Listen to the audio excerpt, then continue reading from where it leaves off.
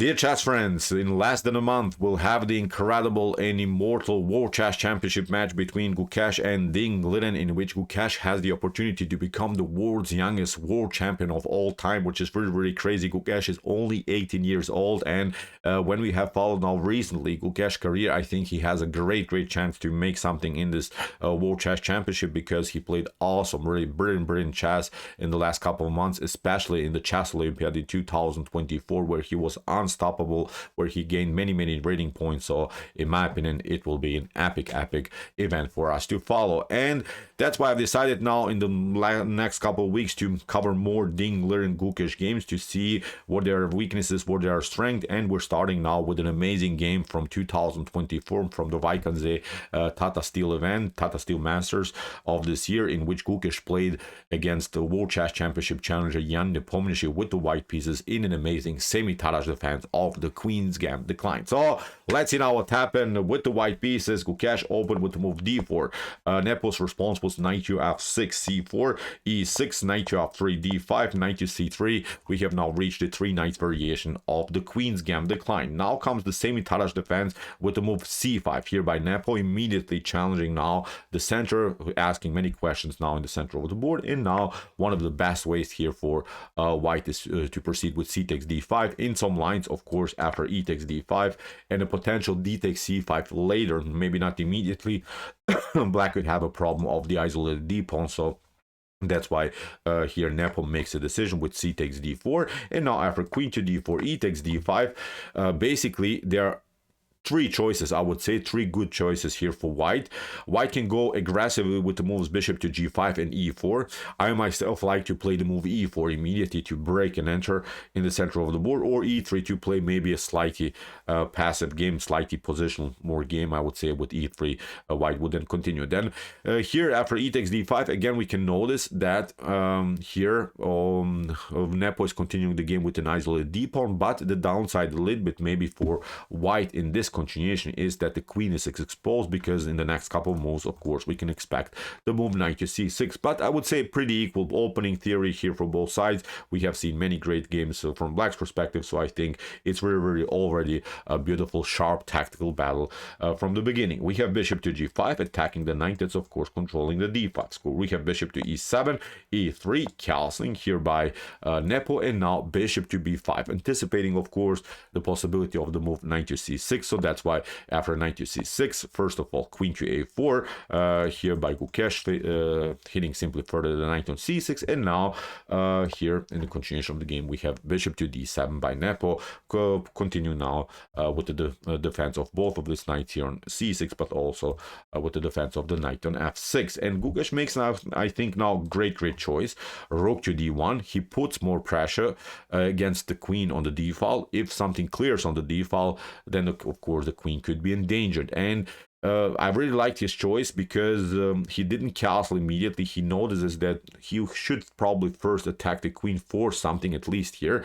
And now of course Nepo plays the move a6. We have now bishop to c6, we have b takes c6, and now knight to e5, which was a must move, I would say, here for Gukesh, simply attacking now the piece and hoping of course to get the pawn on c6. And the problem for Nepo is that you cannot go into these lines where you would try to maybe attack the pawn on b2, because obviously you're running into some tactics, bishop to f6, then something like this, after bishop to f6, then you get knight to d7 and you get the piece here. So it's not working simply here for Black. After knight to e5, that's why rook to c8 here by Nepo, protecting now the c6 pawn, and now kingside castling here by Gukesh. If you play knight to d7 immediately, and after knight to d7, bishop to e7, queen to e7, and even if you pick up maybe this pawn, it's not so easy then to defend for white's position around the square b2. You could maybe try rook to d2, but then look at this, knight to b6, knight to c4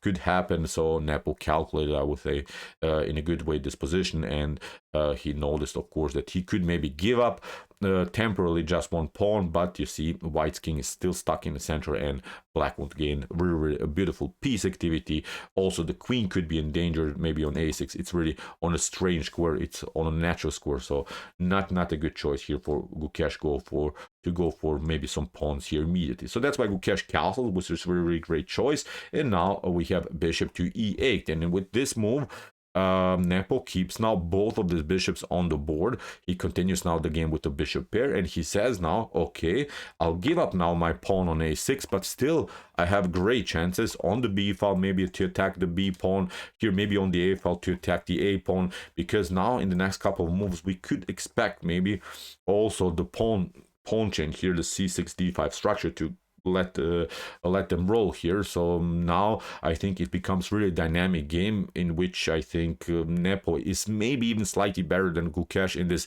open wild battles. Nepo is really great tactician.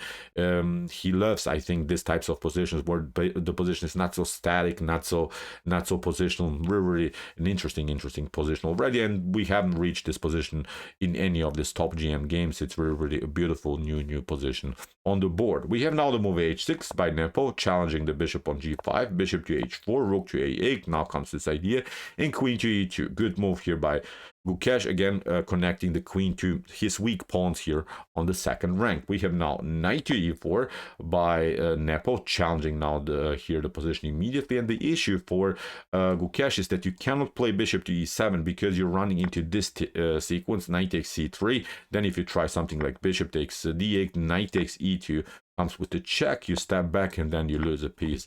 It would be simply game over, I would say, here for white. So that's why after knight to e4, knight takes e4, only move here for Gukesh to stay in the game. Bishop takes h4, and now knight to c3, again a protection here of the a2 pawn. And basically we have reached now an amazing and interesting 2 knights versus 2 bishops endgame, a middle game. Still it is of course where again black is down a pawn, but now the bishops of course could be very useful in this open battle. So really interesting position now by both sides. Bishop to f6, hitting now the knight to d3, and maybe Nepo should have gone immediately into this line with bishop to c3, b takes c3, and then maybe put more pressure against this pawn, maybe also put more pressure against this pawn.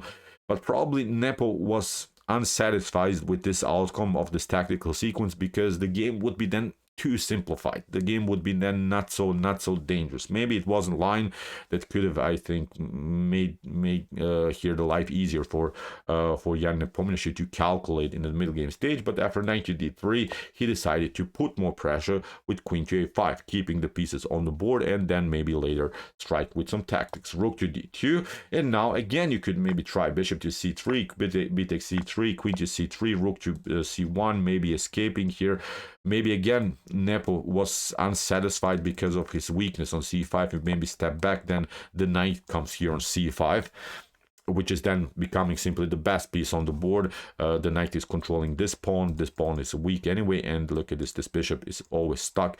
It's always paralyzed by its own pawn structure. So the light square bishop doesn't want, of course, to have too many pawns on light square. So in this maybe sequence, again, white should be slightly better. So here after rook to d2, that's why again bishop to d7. Again, Nepo keeps his bishop here on the board, but of course tries to include it in a different way. Rook to c1, rook from f to b8, queen to f3, and now bishop to c8, trying of course to search for new opportunities for the bishop. And now finally the rooks are connected, and they have now great chances here on the a and b file. We have now h3 by Gukesh, creating of course some breathing spaces for the king. If something clears on the back rank that the king could be in danger, then of course you want to have at least one square. Bishop to a6, queen to f5, we have bishop to c8, queen to h5, bishop to e6, and now knight to f4.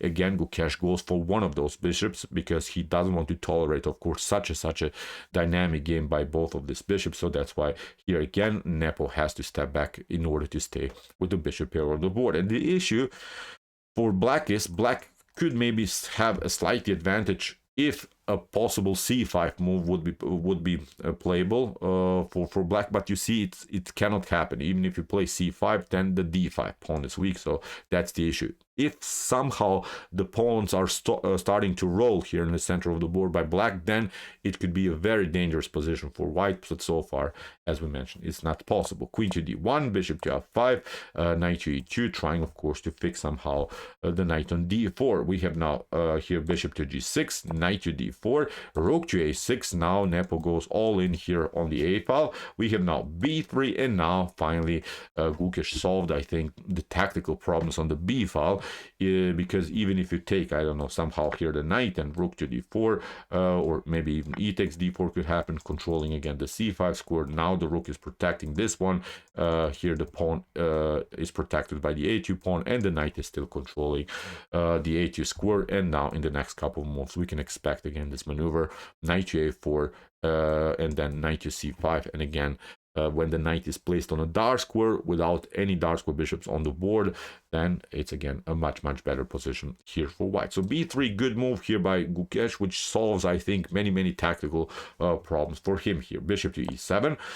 Nepo is searching again for opportunities for the dark square bishop, and now comes this idea, knight to a4. The issue is, now it seems so that you could maybe push the pawn to c5, because now the pawn is protected twice by the queen and the bishop, and it seems so, of course, that you get an extra tempo. But now suddenly the d5 pawn would be a problem. Then after knight to e2 we step back, and there's simply no good way anymore to defend this pawn. If you try something like c4, first of all, rook to d5, even if you try to protect it, maybe here knight to g3 could happen and similar stuff. So it's simply not working here for Jan Nepomniachtchi. So after knight to a4, rook to c8, and now queen to g4. Simple tempo against the rook, and now rook to d1, and now comes the critical moment of this beautiful game. So far, I think it was a positional struggle still, because Nepo searched for opportunities, searched for improvements of his bishop pair, didn't really manage to do that, and now he made a mistake with the move bishop to b4. And it seems tempting, and many of us, I think, would play this move, but this move is not working because of a beautiful move that Gukesh played. Now, maybe just for fun, if you want to practice some middle game tactics, pause the video and try to see now the best idea here for white.